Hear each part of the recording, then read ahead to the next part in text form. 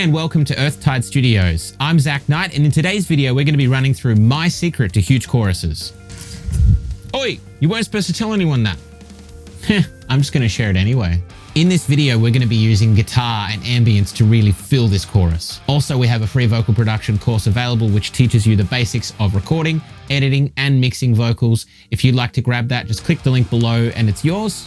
But for now, let's get stuck into Cubase.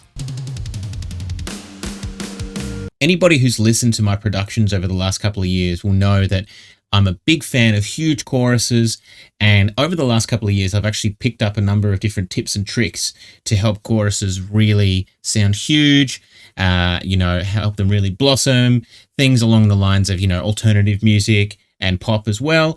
And in this case, in today's video, we're actually going to run through how I use clean guitars and ambience to really make a chorus sound huge. So we're looking at this song today. This is a demo that I'm currently working on at the moment on a project that I'm doing with my wife. It's called Bird Night. The track's not out yet, and obviously this isn't the final mix, but this is a really good example of showing what I'm talking about. Let's have a listen.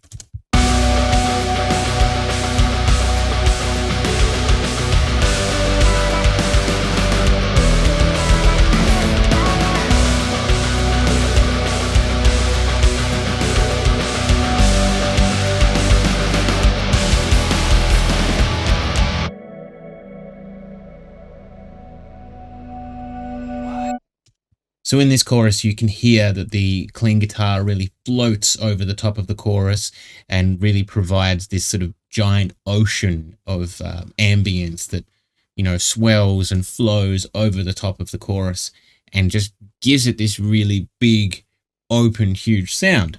So the first thing I'm going to do is I'm actually going to take it back to the guitar, and I'll show you on the guitar what kind of chords we're actually using to achieve this sound. So the chords that we do over the top of a chorus like this, usually they follow around with this kind of shape. You're following on the A string here, and then you go with the B string either 1 fret up here or 2 frets up. And you basically just rotate between this.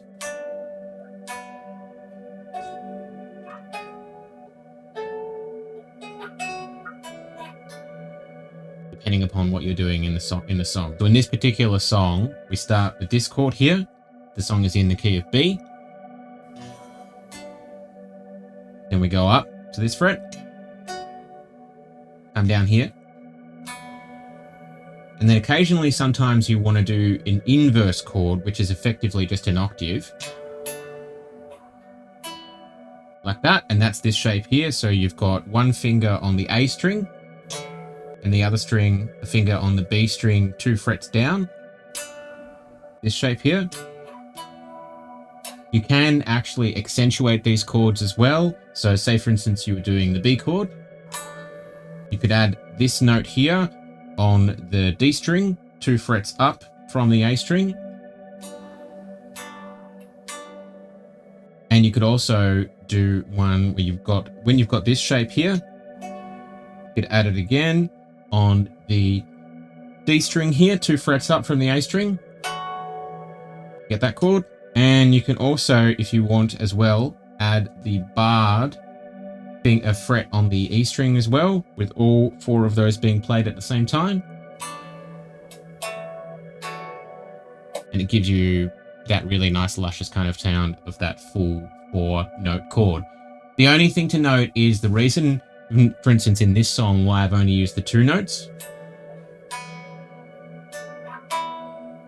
is because by utilizing less notes to achieve the chord, you're leaving more room for things to work together within the harmonies of all of the other instruments playing. If you've got a less dense production and you've got more movement to be able to be had there with that chord, you could then add the extra notes in. So now that we've seen what kind of chords we're using on the guitar, let's actually isolate that guitar and see what it sounds like.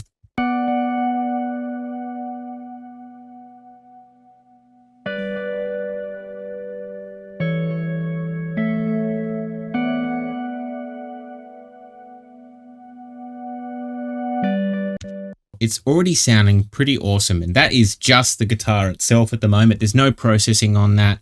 The tracks are stereo, so there's a take on the left and a take on the right for each of the guitar parts here. I've actually played the chords in individually so that I can have a lot more control over the transient of them, and also to be able to control the decay and the end of the note as well.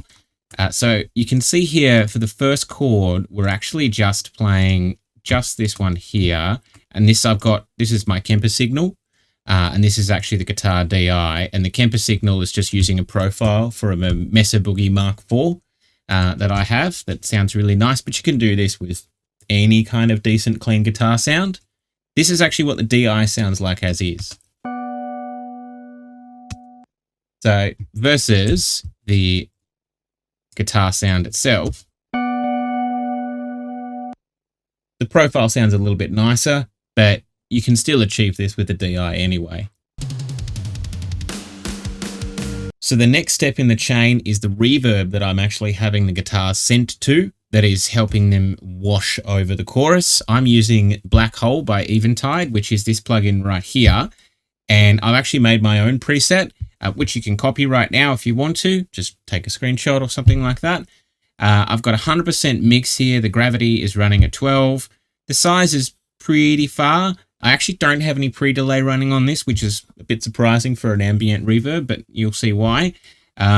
It's running with a little bit less low end. The high end's left there, less flat.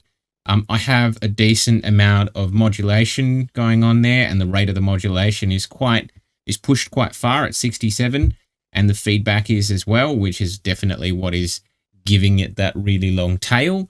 And then I've got it resonating out quite far as well. And we'll have a listen to what that actually sounds like. And the plugin looks pretty cool with this little electronic kind of like lightning bolt thing here.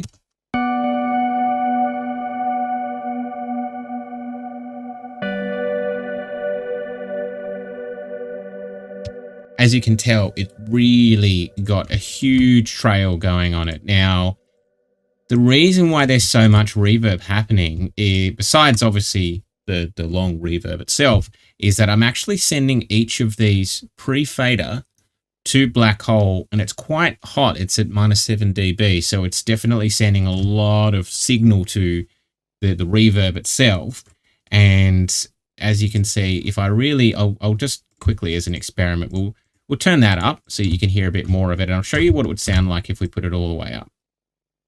So let's just put it on almost at 0. Have a listen.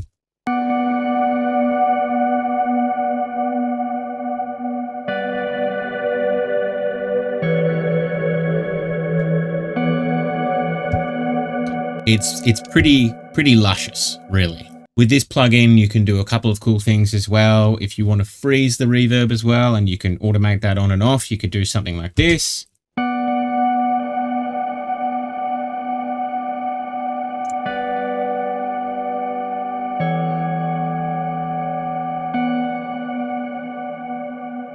You can like freeze it in place for a certain period of time, and it will leave it with that certain point that it's modulating and feeding back at the same time. You could take that reverb trail and then pitch that up and down and create a melody out of the reverb trail. There's so much that you can do with this plugin.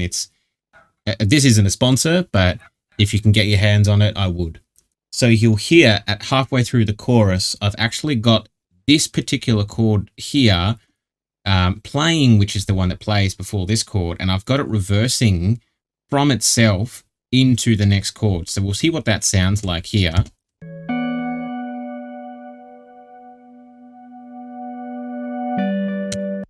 Now we'll do that with the reverb on as well and have a listen.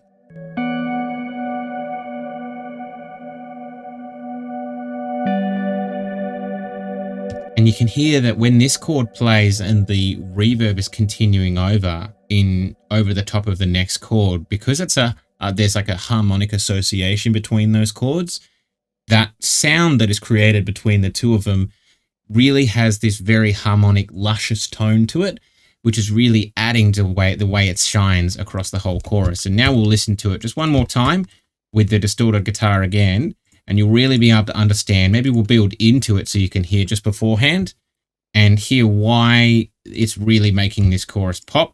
And I'll play it without the clean guitar first, so have a listen.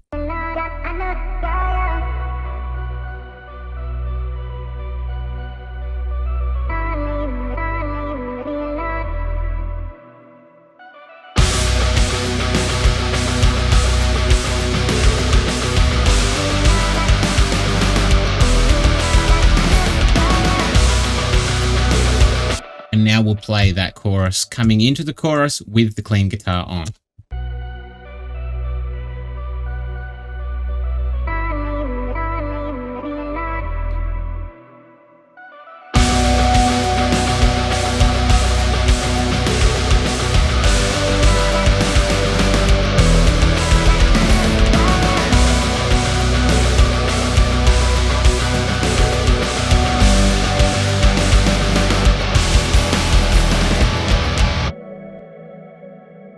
Sounds good.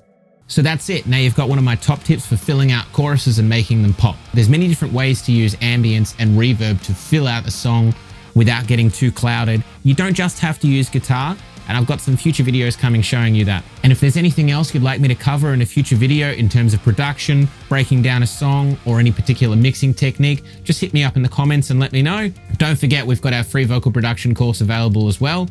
But for now, take it easy. Burn it down and bring the